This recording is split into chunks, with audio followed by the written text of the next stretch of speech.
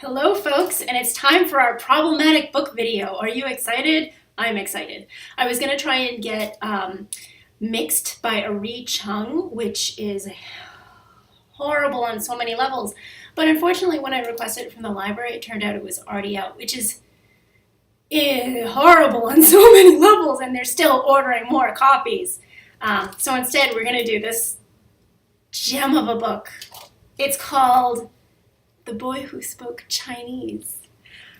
And I feel like I don't even need to really comment on this. I could just read it to you, and I think you might get a kick out of it. Or kick is maybe not the right word. But let me read you some passages. Chris, this is my brother Nicholas. He was brought up in China, so he can't speak English very well, explained Amanda. Just, because, they don't teach English in China. Oh, said Chris, I hope you like America. Chris spoke very slowly and used her hands so Nicholas would know what she meant. Amanda and Chris went off together and Nicholas was left alone. Nobody paid attention to him because they couldn't understand what he was saying. Amanda told everyone that he had grown up in China, but he really just couldn't talk very well. Do you like the double whammy of ableism and Orientalism in this? It's kind of fun. And I should mention that this book was written in 1972, which is a long time ago, back when stuff like this was totally cool to put on a library bookshelf. But it is also worth noting that I found this on a library bookshelf, I think maybe a year or two ago. Luckily, when I drew it to the attention of our local librarians, they were like, "Gah," and they took it off and they gave me the copy as a gift. Then Nicholas had an idea. He ran to the sand pile. He dug under all the shovels and dump trucks until he found what he wanted. Look! He's going to eat that worm! Cried Chris. Okay. This is my favorite page. Wait, I don't know if you can see this. Oh, don't worry about that. He just hasn't gotten used to American food yet. They all eat worms in China. So if you're Asian, I'm sure you've gotten this, particularly as a young kid. In first grade, I had a little girl named Shirley who was really into her German ancestry and how great the Germans were. Yeah, she was, I'm pretty sure, a granddaughter of a Nazi. And she used to turn around and look at me and say, Chinese people eat worms and have mud-colored eyes. German people eat normal things like French fries and pizza. Normal is debatable. Also, Germans have their own unique cuisine. But yeah, so that brings me back to being 6. Anyway, Nicholas ran all the way home. So he changes into pajamas, and then we get, your brother's wearing pajamas. Chris practically fell off the swing. Goodness, to see a small child in pajamas, right? Well, Amanda replied calmly, sometimes he gets homesick for China, so he puts them on. All the Chinese men wear them.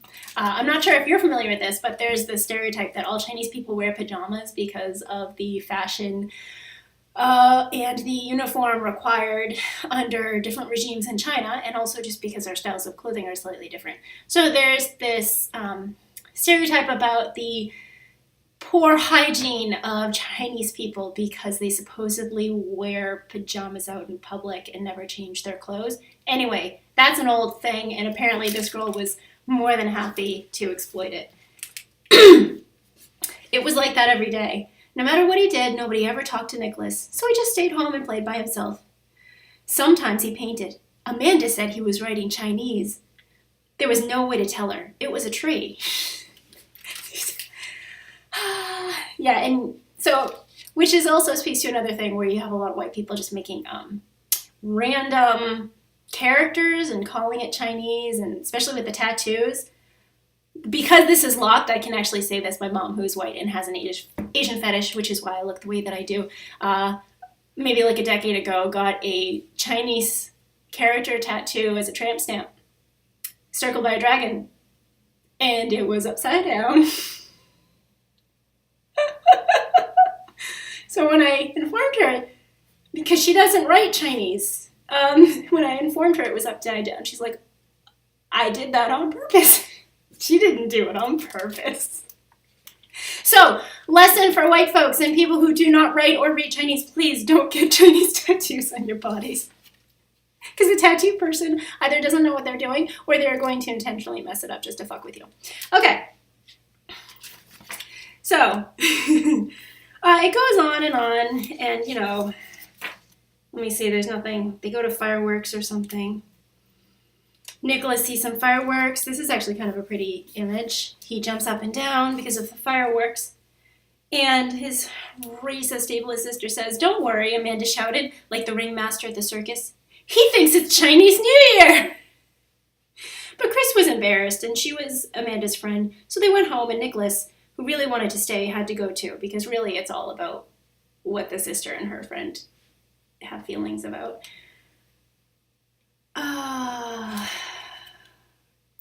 Okay.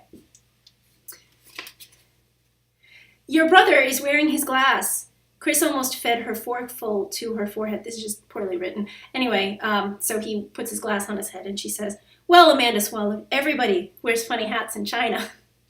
If there was Google back then, you would have imagined that she would have been like researching every single stereotype she could find about China and then actively incorporating them into this book just for kicks.